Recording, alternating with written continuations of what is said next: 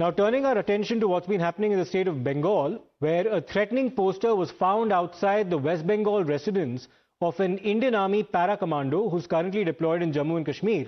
Now, that poster carried a handwritten note bearing messages such as Gaurav Er Mundu Chai, which means we want Gaurav's head, and Pakistan Zindabad. That slogan had also been engraved on that particular poster. Now, this particular note, which was discovered outside the home of Army Jawan Gaurav Mukherjee in Dhaniakhali village of Hooghly district, was scribbled in Bengali and carried threats against his family, warning of consequences for saving Hindus and threatening to turn Bengal into Bangladesh. The threat note said, Pakistan Zindabad, we want Gaurav's head, we will finish your family if you save Hindus, we'll turn Bengal into Bangladesh. That's what the poster has basically engraved. Let me go across to Sabyasachi for more on this. Sabyasachi, it's a terrible thing that's now surfaced in the state of West Bengal, a direct threat to an army Jawan. What's the follow-up action that's been initiated on the part of the administration there after this particular poster was discovered? And do we know as to who was responsible for putting this up in the first place? Well, the family members of armed force Gaurav Mukherjee, they have registered an FIR with the West Bengal police. Now the West Bengal police is currently investigating this matter. Now, as per the sources, the police had looked into the CCTV footages. What the police discovered is that there were total 4 people into scooty, and they in fact had posted the pictures in front of the residence of Gaurav Mukherjee. Now the poster itself, which was pasted, which clearly says that Gaurav Er Mundu Chai, which means want Gaurav's head, and if he tries to continues to save the Hindus over there, then his family will be targeted, and they want to convert Bengal into Bangladesh and Pakistan. Now the police is currently investigating into this matter. As of now, no arrest has been made in this case. Meanwhile, what we are picking from the sources is that the West Bengal police have also raised this matter with the army as well. They also have been notified about this incident. Meanwhile, the family members have registered the FIR. Currently, they are feeling that there is a continuous threat to their life, and they want protection from the local administration. Meanwhile, what we are picking from the West Bengal police source is that they are trying to catch these people who are responsible behind it as soon as possible. Right, Sabyasachi, stay with us. We have Mr. Sukanta Mazumdar, Union Minister and also Member of Parliament joining us. Mr. Mazumdar, thank you for speaking to Times Now. Your first response, sir, to this absolutely horrific development in the state of West Bengal, where an army Jawan has been directly threatened by way of a poster that was stuck outside his residence. Yes, sir. Really, you have mentioned the word horrific, and really it is horrific that a soldier who is engaged in an operation and which is related to the safety of our country, and and the family of that soldiers are getting the threat posters, and they are being threatened by the locals, maybe some radical people there, and it is a really matter of great concern, and it also imposes a question to the amount of radicalization that is happening in the state of West Bengal, and the police is doing nothing because even the government can't cite an example that in which they have taken any action in last 11-12 years of Mamata Banerjee's government against this kind of radical elements. Not a single action has been taken. So that's why almost every day these kinds of incidents are increasing in number. Even few days ago, we have observed a ethnic cleansing. It is not a riot. It was not a riot in the Murshidabad district. Now a soldier, family of a soldier of our getting a threat, getting threat from the local people. So those are radical in nature. So government should take the initiative and investigate the matter, and they should arrest those people. Mr. Mazumdar, now the follow-up action that's been initiated following a complaint on the part of the soldier's family is that an FIR has been lodged However, people are yet to be apprehended, those responsible for putting this poster outside the soldiers' residence. Does this move of registering an FIR inspire any confidence? Do you have any faith in the West Bengal police at all to take this matter to its logical conclusion, or do you think otherwise? Let's see, FIR has been lodged, is okay. But what are the steps the police has taken so far? And the thing is that question I have raised, Yes. that suddenly this kind of incident is happening in the West Bengal. It is not possible that the sudden some mutation happened, and due to that mutation, this kind of incidents are happening. You know, if you study or if you analyze the things very closely, this kind of incidents happen when a long-term radicalization is going on in the ground level. After a certain period of radicalization, these kinds of incidents may appear in some state. Even I feel that some radical organization may be active in the ground level in the state of West Bengal. My question is, in last these 13 years, I think, 14 years, Mamata Banerjee has taken any action. Can they cite an example in which the government is trying anything to curb this kind of radicalization at the ground level? Fair point, Mr. Mazumdar. We'll have to wait and see as to how the investigation now proceeds. Of course, your party has taken up this matter very aggressively as well. Thank you for joining us. Let me, in fact, go across to my colleague Sagarika, who will take us through the details of that absolutely chilling note, that threatening note that has been put outside the soldiers' residence in Hooghly in West Bengal. Over to you, Sagarika. Siddharth, this is the note. It's written in Bangla, multiple spelling mistakes, absolutely chilling. The soldier we are talking about is part of our elite forces posted in Kashmir. The letter says, it starts by saying, Pakistan Zindabad. You know, those who've raised these kind of slogans in Assam have been dragged and put in jail. In Bengal, in Dhoniakhali, which is the village which the soldier belongs to, outside his house, this letter was found. It says, we want your head if you save Hindus, and we will convert Bengal to Bangladesh. This is what radical elements have posted outside a soldier's house in Dhoniakhali in Hooghly. Let's also tell you, this is a chilling reminder. There are two things. This cannot be seen in isolation, Siddharth. This comes at a time when our forces are punishing the terror ecosystem. This comes at a time when the entire country wants the sponsors of terror to pay for Pahalgam. This comes after we saw how a defense, a Pak army official in London, the kind of slit throat gesture that was made at Indians who are protesting there outside. This comes after that. Just look at the kind of mentality, the mindset that is behind all of this. And this is also a chilling reminder of what would happen in Kashmir in the 90s, the kind of posters and slogans that were raised back then. So at a time when the entire country is united in its resolve against terrorism, against radical forces, a message and a post and a letter like this put outside the house of a soldier who is an elite commando posted with the special forces in Kashmir. It says, Gauraver Mundu Chai. What kind of action will be taken against those behind this is what we have to watch out for now, Siddharth. Absolutely, Sagarika. A soldier ends up going to the place that he serves in the security, in a sense of security that his family will be safe in the home that he's left behind. But given the kind of message that's actually put on the soldier's residence, the family members have also been threatened in such a horrible manner. Now, what you see on the left of your screen, of course, is at the Pakistan High Commission, where, of course, following protests that was undertaken by members of the Indian diaspora, the diplomat that you see on your screens actually ended up threatening the protesters with beheading.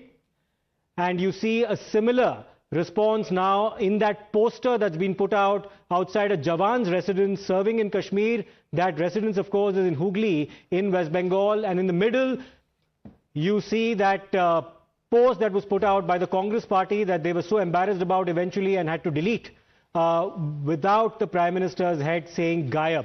Let me go across to Mr. Sushil Pandit now for more on this. Mr. Sushil Pandit, what's your response, sir, to the kind of messages that are now coming from different corners of the country as well. Now in the state of West Bengal, where a soldier serving in Kashmir has been directly threatened, and so have his family members, at a time when he is, of course, engaged in counter-terrorism operations in Kashmir against what happened in Pahalgam, but his family back home has to bear this kind of a threat coming from within. Generally, comparisons between two tragedies or problems are odious. But I've been saying this for years, that Bengal and several other parts of India, God forbid, are fast descending into the same chaos as Kashmir finds itself in. And there is a reason. The jihad in Kashmir has long gone unpunished. And that's the reason it is replicating itself. The genocide of Hindus in Kashmir has long gone unacknowledged, unpunished, and unreversed. And it is the nature of genocide that when you leave it, ignore it, don't acknowledge it, don't punish it, it replicates itself. And it is replicating itself elsewhere in India. There are a lot of other regions racing to the bottom, literally, trying to replicate themselves as Kashmirs. So brace up, India. Watch out. But Mr. Pandit, given the fact that this has now become somewhat of an endemic phenomenon, not just exclusive to Kashmir anymore, we've also seen the kind of turn of events that we witnessed in Murshidabad, where there was also a forced exodus. How worrying is the situation, and are radical elements only becoming more emboldened by the day, given the fact that this has been happening with some frequency in the recent past? Yeah, it should be worrying. It should be worrying for hapless, innocent Hindus, because their leadership has sold them cheap. When in 21, 22, post-election violence in Bengal, Correct. even a tweet was rare. Forget visits, forget statements. We are witnessing, that's how we in Kashmir were ignored when we were driven out, when we were massacred, when we were targeted, our homes, our temples, our businesses. And we were left with no other option but to flee for our lives, for the honor of our women. Yes, Mr. Pandit, it's really a worrying state of affairs. We also have Major General Shashi Asthana joining us right now. General Asthana, when a soldier ends up going to any part of the country to serve his country, he does so with a sense of security that his family back home will be safe. But in the case of what's happened right now in Hooghly in West Bengal, there's a threatening poster that's been put outside his residence, also invoking his religious identity, and also a warning saying that Bengal will be turned into Bangladesh. It also carries the slogan of Pakistan Zindabad right on top. What do you make of this development, sir? See, if you look at the strategy of Pakistan, they have activated their sleeper cells all over, not only Kashmir. They have sleeper cells all over, and wherever those sleeper cells get an appropriate environment where they can operate and operate, this is also called as fourth generation warfare. So in where sleeper cell can operate in isolation. So therefore, these are the patterns of that. Now that the kind of situation which exists as of now, Pakistan are being sponsored sleeper cells being activated all over, and also the kind of radicalization which has happened in Bangladesh. These two put together, we can expect such more activities. And wherever we have the environment, I mean the political environment, or perhaps the kind of environment where they feel that they can do it and get away with it, they would try to do that. Now, what you are seeing is perhaps the pattern of the overall grand design, and that design, and to beat that design, the best thing is that all India has to be together. Yes, yes, General Asthana. So you sense a larger collaborated and coordinated effort in executing something like this. We'll have to wait and see as to what the follow-up action is. Thank you very much for joining us. Now, there's a chilling threat note that was found that we just spoke about. The West Bengal police have initiated their investigation after having filed an FIR following a complaint that was filed by the family of the soldier. The CCTV footage from the area is also now being scanned, and top sources have told your channel that 4 unidentified men are under the radar who were seen on 2 scooters. Let me go across once again to my colleague Sabyasachi, who's been closely following the investigations in this matter. Sabyasachi, following of course the revelations that have been made about 4 people possibly being involved in this, that they came on 2 two-wheelers to put out this particular poster on the soldier's family's home. What next? What has the West Bengal police done so far to ascertain the identities of these 4 individuals? Well, Siddharth, we have spoken to a senior police official in West Bengal police, and what he has said is that the case is being treated with high priority, and the CCTV cameras has been installed at the residence by the West Bengal police, and a police picket has been established near the house. Continuous patrolling by dedicated officers is in place around the clock, and the investigation is going on, but the identity of those responsible for the posters still remains unknown, and the local police suspect that the act was committed by individual miscreants rather than a large group, and all possible angles are being currently investigated by the West Bengal police, and in fact the army authority have also been notified about this incident, and the West Bengal police is treating this incident as top priority, as the family members also have lodged we hope they make some headway very soon. Let me just interrupt you for a moment, because we also have Lieutenant General Asit Mistry joining us, retired and defense expert. General Mistry, what do you have to say about what's happened in West Bengal? Soldiers are now directly being threatened on the part of radicalized elements, one suspects, while they're actually on assignment serving in a different part of Kashmir, a different part of the country, in this case, Kashmir.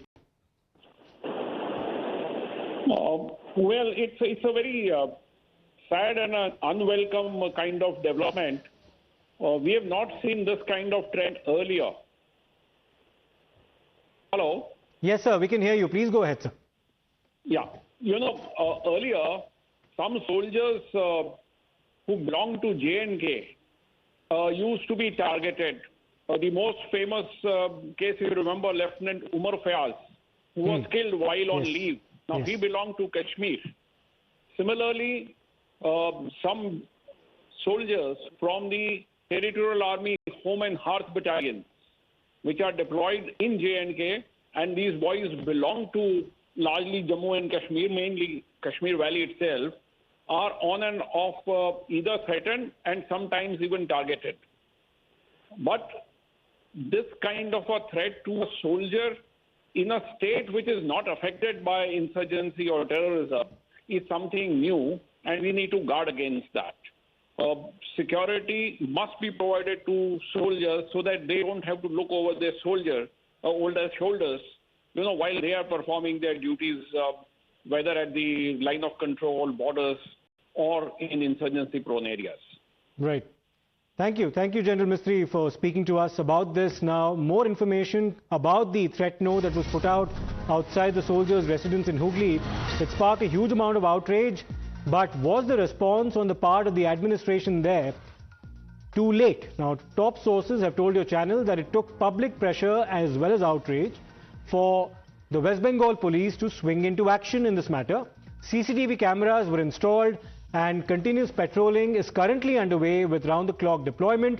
Amid the growing storm, the question has remained as to why was there belated action in this particular matter. That's a question that many are asking, a lot of questions that still need to be answered on the part of the West Bengal administration. We'll slip into a short break right now. We'll come back with a lot more on this and much more on the other side.